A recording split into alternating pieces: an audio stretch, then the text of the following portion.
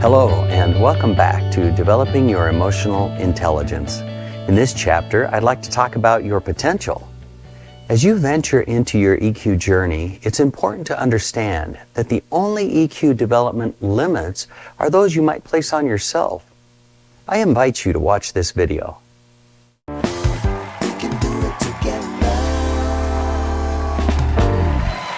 Folks, my latest book, Act Like a Success, Think Like a Success, has hit #1 on the New York Times bestseller list. I'm very proud of the book, and not just because it's doing well, but because it has the potential to help so many of you find fulfillment, which is the reason I wrote the book in the first place. I want to talk to you about a chapter in the book, chapter 3, which I entitled, Take the Lid Off the Jar. Those of you who own a pet, a dog, you're very familiar with they have the possibility of catching fleas. Fleas are one of the smallest insects. Fleas have one of the highest vertical leaps of any living insect based on their size. A flea has a 36-inch vertical leap. Now, if you capture a flea and you put it in a jar and you put the lid on the jar, that flea still has a 36 vertical leap. So it will start jumping in that jar until it hits his head. And once it hits his head, he starts making adjustments. So then the flea reduces his jump and he jumps just high enough to where he almost touches it, but he don't hit the lid and get knocked back down. Now, if you put another flea in there, that flea has a 36-inch vertical. And then once they find out they get knocked down a little bit, that flea starts jumping just before the lid so it don't get knocked down. Funny thing happens. If these fleas have baby fleas in a jar, these fleas are born with a 36-inch vertical. But because their parents are showing them only a 4 or 5-inch jump so they don't get hit, these baby fleas who are born with 36-inch verticals, they jump just as high as their parents jump.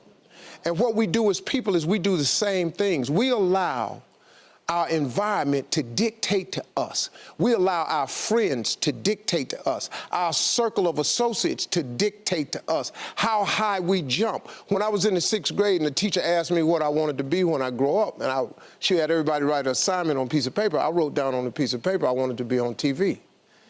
She called everybody's name and had them stand up at their desk, and when she got to mine, she said, "Little Stevie, come up to the front of the class." I'm thinking this is a great moment for me. I've written something on my paper so wonderful that it's better than all the rest. I'm going up to get a gold star. I got up there, she said, "Why did you write that on your paper?" And I said, "Because that was our assignment for today." She said, "But why did you write it on your paper, though?" I said, "Because I want to be on TV." Then she just started breaking me down. Who do you know on TV? Anybody in this school ever been on TV? No, ma'am. Anybody in your family ever been on TV? No, ma'am. She just destroyed me in front of these cats. I thought I was getting a gold star, found out I wasn't. I was heartbroken. She reported me to my parents, and I'm being a smart aleck in class, sent me home with the note pinned on me. I got home, I'm thinking I'm in a world of trouble. My mom tells my dad that I've been a smart aleck in class, and I'm writing down stuff that's unrealistic. He said, "Well, what did you want to be, son?" I said, "I wrote on my paper, I want to be on TV." He looked at my mother and said, "Well, what's wrong with that?"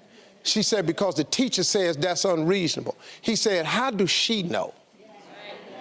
And that was the first moment that I found out that my father, who had a 3rd grade education, who my mother taught to read and write, I said, "Man, this guy's on to something." So he told me what did she want you to write? I said, "A policeman or fireman or ball player." She said, "Write that on the paper and give it back to her." She said, "But every morning when you wake up, take your paper, put it in your drawer.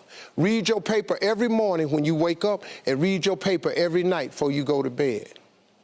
If you turn your TV on today, the little boy in the 6th grade is on TV." Very true statement. Because my father informed me, "Son, take the lid off of your jar."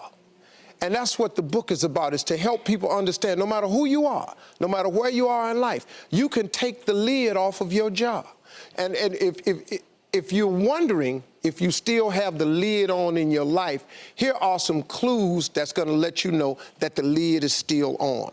If you're not excited about waking up in the morning, if you're sitting around bored out of your mind, if you got time to do everything anybody asks you to do, you probably got the lid on. If when you tell your dreams to all your friends, it makes sense to them, you got your lid on, man. Your dreams should not make sense to everybody. You got to say something that make people go, how you going to do that? That's when you got the lid off. And if I were you, I'd do that. I'd take the lid off. Makes sense to me, don't it? We'll be right back, folks. Thank you for taking the time to watch this video. I hope it inspires you to assess yourself in many ways. I challenge you to take the lid or lids off your jars as you learn more about your EQ. By doing so, I am confident that you will begin to see positive changes in your work and personal relationships. These positive changes will contribute to greater successes.